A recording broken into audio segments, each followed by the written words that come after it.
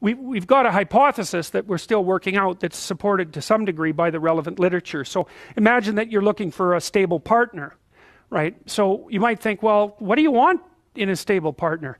And at least in principle, one of the things you don't want is too much mismatch between you and that person on the 5 fundamental dimensions. So for example, if you're really extroverted and you have a really introverted partner, you're going to engage in continual conflict about how much social activity the two of you should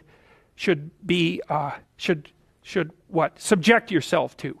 And it's very, very difficult for people who widely differ on those dimensions to come to consensus, because it's not just a matter of opinion, right? It's really a matter of different, if you're looking at extremes, of really different types of people. And the thing about introverts is they just don't enjoy large-scale social interaction that much. One-on-one they're often fine, but in a group they don't like that, and it tires them out. Whereas a real extrovert, it's like you isolate them and they just wither on the vine, because a huge part of what actually motivates them in a positive way is tangled up with social interaction.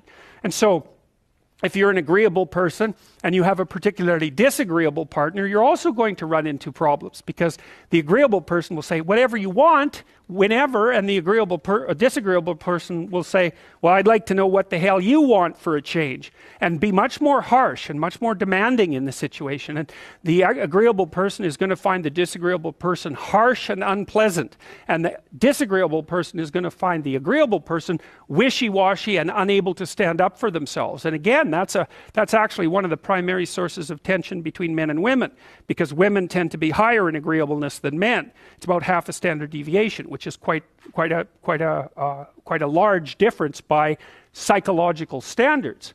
And so what that means, I probably haven't got the statistic quite right, but I think I've got it about right. What that means fundamentally, just so you have some sense of how large an effect that is that if you have a group of men and women and you pick out random pairs, the woman is going to be more agreeable than the man 60% of the time. So that's not an overwhelming proportion, but it's reliable, and it's quite large by psychological standards.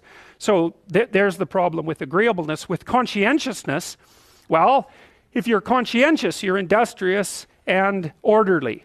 And orderly people seem to be sensitive to disgust, which is something we'll talk about in detail later. We've had a hard time specifying exactly what makes industrious people industrious, because it's hard to come up with an animal model for that sort of thing, and there's no theoretical model.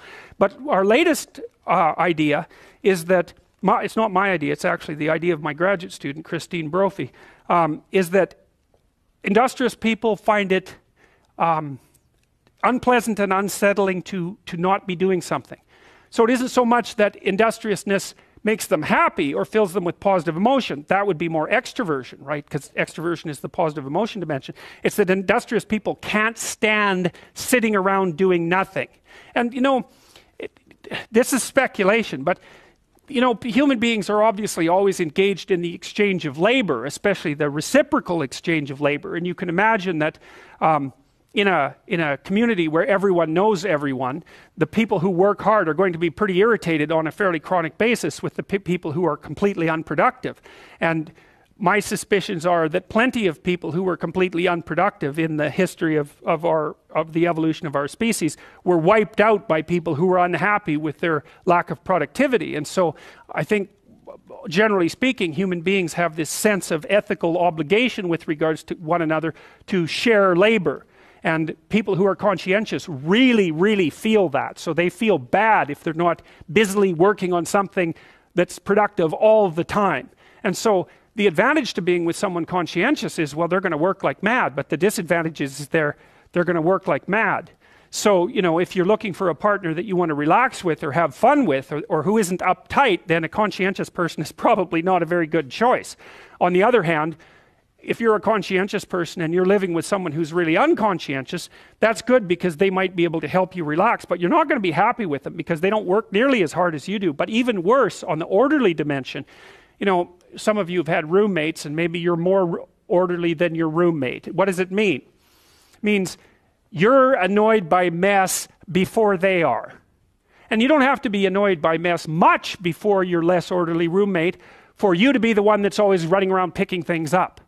And so actually one of the things that's emerged from the psychometric analysis is that women are slightly more orderly than men, and I suspect that has something to do with the what would you call it, inequitable distribution of housework. Because even if imagine that your proclivity is to be triggered by disorder 25 seconds before your partner's, well, you're going to end up, it doesn't take much difference for you to be the one that's always concerned about the mess first.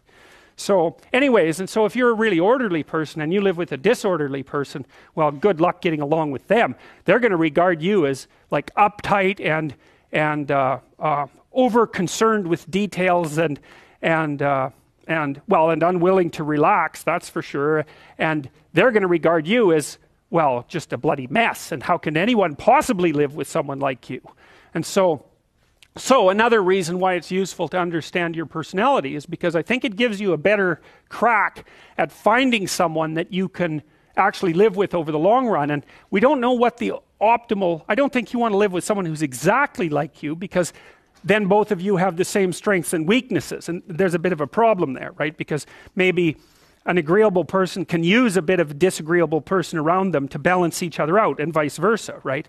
So we don't understand the optimal balance for long-term thriving in a relationship, but I think we do understand the fact that if you're too different in your traits, that where you're different is going to constitute a chronic source of conflict.